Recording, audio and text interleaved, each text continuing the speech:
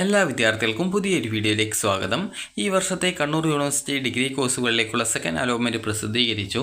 വിദ്യാർത്ഥികൾക്ക് admissions.kannur.ac.in/FRYUG ADM 2025/index.php എന്നുള്ള page വഴി വിദ്യാർത്ഥികൾക്ക് നിങ്ങളുടെ അലോട്ട്മെൻറ്റ് പരിശോധിക്കാവുന്നതാണ്.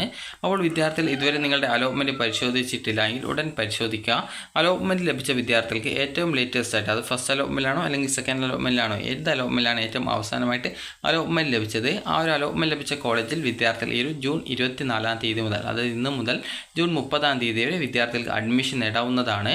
അപ്പോൾ വിദ്യാർത്ഥികൾക്ക് അഡ്മിഷനായിട്ട്, അതായത് ജൂൺ 24 മുതൽ ജൂൺ 30-ാം തീയതി വരെയാണ് വിദ്യാർത്ഥികൾക്ക് അവസരം ഉള്ളത്.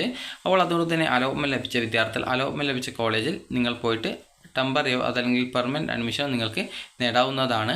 അപ്പോൾ വിദ്യാർത്ഥികൾ ആദ്യം തന്നെ നിങ്ങളുടെ അലോട്ട്മെൻറ്റ് ഇതുവരെ പരിശോധിച്ചിട്ടില്ല എങ്കിൽ പരിശോധിക്കാനായിട്ട് ശ്രദ്ധിക്കുക. അപ്പോൾ ഇനി വിദ്യാർത്ഥികൾ ശ്രദ്ധിക്കേണ്ട കാര്യം എന്ന് പറയുന്നത്, എങ്ങനെ ഈ ഒരു അലോട്ട്മെൻറ്റ് പരിശോധിക്കാം, എങ്ങനെ അലോട്ട്മെൻറ്റ് മെമ്മോ ഡൗൺലോഡ് ചെയ്തെടുക്കാം, അതുപോലെ തന്നെ അഡ്മിഷനായിട്ട് എന്തൊക്കെ ഡോക്യുമെൻറ്റ്സ് ആണ് വേണ്ടത് എന്നുള്ള കാര്യങ്ങളൊക്കെ നമുക്ക് നോക്കാം. അപ്പോൾ ആദ്യം തന്നെ നിങ്ങൾ ചെയ്യേണ്ടത് ഈ ഒരു കണ്ണൂർ യൂണിവേഴ്സിറ്റി വെബ്സൈറ്റ് ഓപ്പൺ ചെയ്യുക. അതിനുശേഷം കാൻഡിഡേറ്റ് ലോഗിൻ എന്ന് പറഞ്ഞിട്ട് ഇവിടെ കാണാൻ പറ്റും. അതായത് കണ്ണൂർ യൂണിവേഴ്സിറ്റി വെബ്സൈറ്റ് എന്ന് പറയുമ്പോൾ admissions.kannuruniversity.ac.in/FRYUG ADM 2025/index.php എന്നുള്ള പേജ് ഓപ്പൺ ചെയ്ത് കഴിഞ്ഞാൽ നിങ്ങൾക്ക് ഇവിടെ ഹോം പേജിലേക്ക് എത്തുന്നതാണ്.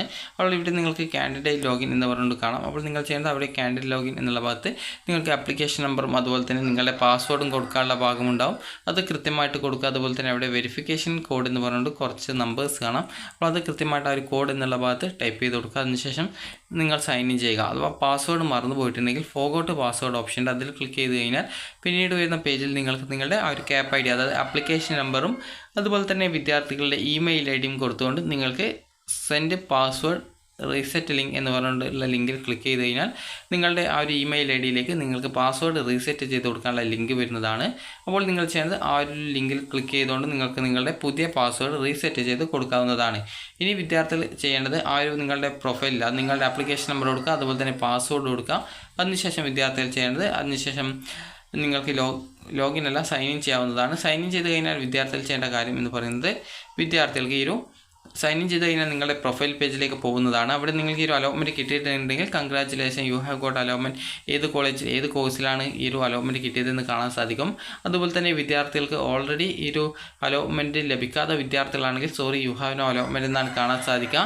അതുപോലെ തന്നെ നിങ്ങൾക്ക് ഫസ്റ്റ് അലോട്ട്മെൻറ്റ് ലഭിച്ചിട്ടുണ്ട് എങ്കിൽ വിദ്യാർത്ഥികൾക്ക് അത് സെക്കൻഡ് അലോട്ട്മെൻറ്റ് വേറൊരു ഓപ്ഷൻ കിട്ടിയിട്ടുണ്ടെങ്കിൽ നിങ്ങൾക്ക് ഇതേ രീതിയിൽ കൺഗ്രാറ്റുലേഷൻസ് എന്ന് പറഞ്ഞുകൊണ്ടാണ് കാണാൻ സാധിക്കുക.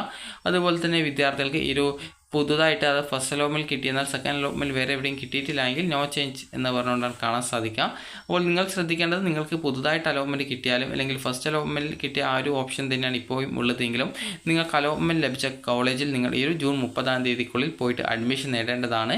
അത് നിങ്ങൾക്ക് ടെമ്പററി അല്ലെങ്കിൽ പെർമനൻ്റ് ആയിട്ടോ അഡ്മിഷൻ നേടാം. അപ്പോൾ ഈ ഒരു അലോട്ട്മെൻറ്റ് ലഭിച്ച ആ ഒരു പേജിൻ്റെ, അതായത് പ്രൊഫൈൽ പേജിൽ തന്നെ നിങ്ങൾക്ക് ഇതുവരെ ഫീ പേയ്മെൻറ്റ് ചെയ്യാത്ത വിദ്യാർത്ഥികൾക്ക് ഈ ഒരു പേ ഫീസ് എന്നുള്ള ഓപ്ഷൻ ഉണ്ടാകും. അപ്പോൾ അതിൽ ക്ലിക്ക് ചെയ്തുകൊണ്ട് നിങ്ങൾക്ക് നിങ്ങളുടെ പേയ്മെൻറ്റ് ചെയ്യാവുന്നതാണ്.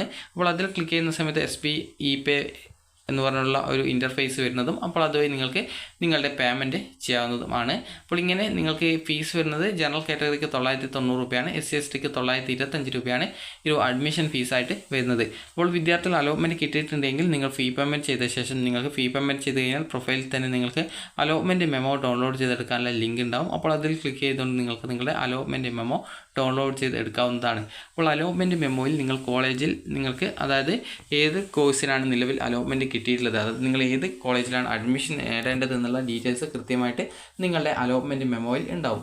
അപ്പോൾ ഈ ഒരു അലോട്ട്മെൻറ്റ് മെമ്മോയോടൊപ്പം വിദ്യാർത്ഥികൾ അഡ്മിഷൻ സമയത്ത് എന്തൊക്കെ ഡോക്യുമെൻറ്റ്സ് ആണ് ഹാജരാക്കേണ്ടത് എന്നുള്ള കാര്യം നമുക്ക് നോക്കാം.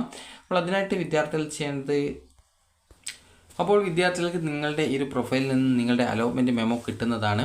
അപ്പോൾ അലോട്ട്മെൻറ്റ് മെമ്മോയോടൊപ്പം താഴെ കൊടുത്തിരിക്കുന്ന രേഖകളും പ്രവേശന സമയത്ത് അതത് കോളേജ് അല്ലെങ്കിൽ പഠന വകുപ്പുകളിൽ ഹാജരാക്കേണ്ടതാണെന്നാണ് പറഞ്ഞിട്ടുള്ളത്. അപ്പോൾ വിദ്യാർത്ഥികൾക്ക് ഈ ഒരു അഡ്മിഷനായിട്ട് പോകുന്ന സമയത്ത് നിങ്ങൾക്ക് ഒന്നാമതായിട്ട് വേണ്ടത്, ഓൺലൈനായിട്ട് നിങ്ങൾ അപേക്ഷ കൊടുത്തപ്പോൾ നിങ്ങൾക്ക് ലഭിച്ചിട്ടുണ്ടായിരുന്ന അപേക്ഷയുടെ പ്രിൻ്റ് ഔട്ടാണ്. അതുപോലെ തന്നെ രജിസ്ട്രേഷൻ ഫീസ്, അഡ്മിഷൻ ഫീസ് എന്നിവ ഓൺലൈനായിട്ട് അടച്ച റെസിപ്റ്റിൻ്റെ പ്രിൻ്റ് ഔട്ടാണ്. ഇനി അടുത്തതായിട്ടുള്ളത് നിങ്ങളുടെ യോഗ്യത പരീക്ഷയുടെ അസൽ മാർക്ക് ലിസ്റ്റ്, അതായത് നിങ്ങളുടെ +2വിൻ്റെ പരീക്ഷയുടെ +2 സർട്ടിഫിക്കറ്റാണ് പറയുന്നത്. +2 സർട്ടിഫിക്കറ്റ് ഒറിജിനൽ കിട്ടിയിട്ടില്ലെങ്കിൽ നിങ്ങൾക്ക് ഡിജി ലോക്കറിൽ നിന്നും നിങ്ങൾക്ക് നിങ്ങളുടെ ഈ ഒരു +2വിൻ്റെ സർട്ടിഫിക്കറ്റിൻ്റെ ആ ഒരു അതായത് ഡിജി ലോക്കറിൽ നിന്ന് +2 സർട്ടിഫിക്കറ്റ് ഡൗൺലോഡ് ചെയ്തെടുക്കാം. അപ്പോൾ അത് ഉപയോഗിക്കാവുന്നതാണ്. ഇപ്പോൾ ജനനത്തീയതി തെളിയിക്കുന്നതിനായിട്ട് നിങ്ങൾക്ക് നിങ്ങളുടെ SSLC സർട്ടിഫിക്കറ്റിൽ ബർത്ത് സർട്ടിഫിക്കറ്റ് ഉണ്ടെങ്കിൽ അത് ഉപയോഗിക്കാം. അതായത് ബർത്ത് സർട്ടിഫിക്കറ്റിൽ SSLC സർട്ടിഫിക്കറ്റിൽ ബർത്ത് ഡേറ്റ്, അതായത് നിങ്ങൾ ജനിച്ച ഡേറ്റ് ഓഫ് ബർത്ത് ഉണ്ടെങ്കിൽ അത് ഉപയോഗിക്കാവുന്നതാണ്. അതുപോലെ തന്നെ ഒരു ട്രാൻസ്ഫർ സർട്ടിഫിക്കറ്റ്, അതായത് TC ആണ്. അടുത്തത് കോഴ്സ് ആൻഡ് കോൺടാക്റ്റ് സർട്ടിഫിക്കറ്റ്, അത് സ്വഭാവ സർട്ടിഫിക്കറ്റ് ആണ്. അടുത്തത് SC/ST വിദ്യാർത്ഥികളാണെങ്കിൽ കമ്മ്യൂണിറ്റി അല്ലെങ്കിൽ കാസ്റ്റ് സർട്ടിഫിക്കറ്റ്. അസൽ എന്ന് പറഞ്ഞാൽ ഒറിജിനൽ സർട്ടിഫിക്കറ്റ് എന്നാണ് ഉദ്ദേശിക്കുന്നത്. അടുത്തതായിട്ടുള്ളത് കമ്മ്യൂണിറ്റി ഒരു കാസ്റ്റ് തെളിയിക്കുന്നതിനായിട്ടുള്ള ഏതെങ്കിലും ഒരു വിദ്യാഭ്യാസ രേഖ, അത് OEC വിഭാഗക്കാർക്കാണ്.